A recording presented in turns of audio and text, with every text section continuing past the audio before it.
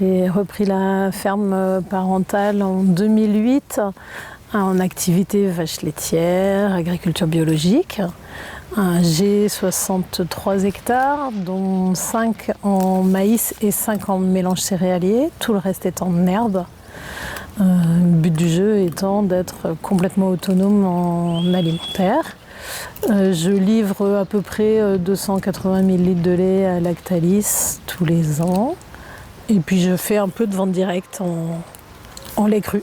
Je suis installée toute seule à mon compte et j'ai un salarié à plein temps. Quand je me suis installée, mon objectif était de ne pas passer 24 heures sur 24 sur ma ferme. C'était hyper important pour moi de trouver des solutions pour pouvoir tenir des engagements à l'extérieur, m'investir dans la vie associative. Donc je suis présidente de l'Adage 35, je suis adjointe au maire de la commune et je suis vice-présidente dans la collectivité qui gère l'eau potable sur le bassin rennais. Et j'ai ouvert un marché donc le mercredi après-midi qui voit défiler 80 personnes entre 16h et 19h et qui permet de faire de la pédagogie agricole, j'appelle ça. C'était important parce que pour moi les agriculteurs c'est vraiment des acteurs locaux dont les territoires ont cruellement besoin et dont les collectivités ont encore plus besoin. Aujourd'hui dans les élus, le monde agricole est de moins en moins représenté. D'être toute seule sur ma ferme m'aurait, au bout d'un moment, je vais mettre des guillemets, mais profondément ennuyée. Parce que j'ai besoin de casser la routine. J'ai besoin d'avoir toujours un truc qui... j'ai besoin d'avoir un agenda rempli, en fait. C'est d'autant plus important, pour le coup, d'avoir un salarié qui connaît bien ma ferme, qui sait travailler en autonomie. Donc dans l'organisation du travail, on a un roulement sur 3 semaines, puisque en fait il travaille un week-end sur 3.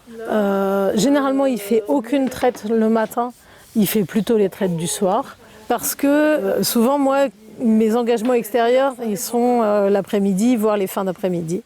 Un autre élément majeur qui me libère du temps et de l'esprit, on va dire, c'est que quand moi j'ai repris la ferme, il y avait déjà une CUMA, donc une machine qui passait pour faire l'alimentation des vaches tous les matins. Et c'est quelque chose que j'ai voulu conserver. Je travaille avec la CUMA pour dessiller à l'auge et je travaille autrement avec une autre CUMA pour emprunter du matériel. Et pour les gros travaux, je travaille avec l'entreprise agricole. Moi, je suis engagée un peu à la conf départementale, à la DAGE et aux Travailleuses de la Terre et à la BIC aussi, dans quelques autres collectifs. On a mis en place les vélages groupés, ce qui permet de fermer la salle de traite une partie de l'hiver, parce que nous, c'est des vélages de printemps. Donc d'avoir un moment intense au printemps, mais qui décroît à l'automne et qui limite l'astreinte à 1 heure par jour en hiver. Voilà, donc ça c'est un choix technique qui a permis de saisonnaliser le temps de travail. Le choix d'une ferme très accessible en termes de prix, avec des annuités qui se terminent vite et aussi une logique de très peu d'investissement, une économie sur les charges beaucoup, ça permet de se donner la possibilité, une flexibilité dans l'aménagement du temps de travail.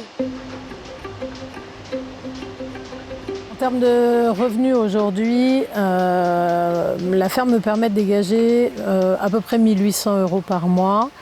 À ça, il faut rajouter les indemnités d'élus que je peux toucher pour mes engagements. Ces 1 800 € aujourd'hui, je peux les prélever sur le compte de la ferme parce que je n'ai plus d'emprunt à payer.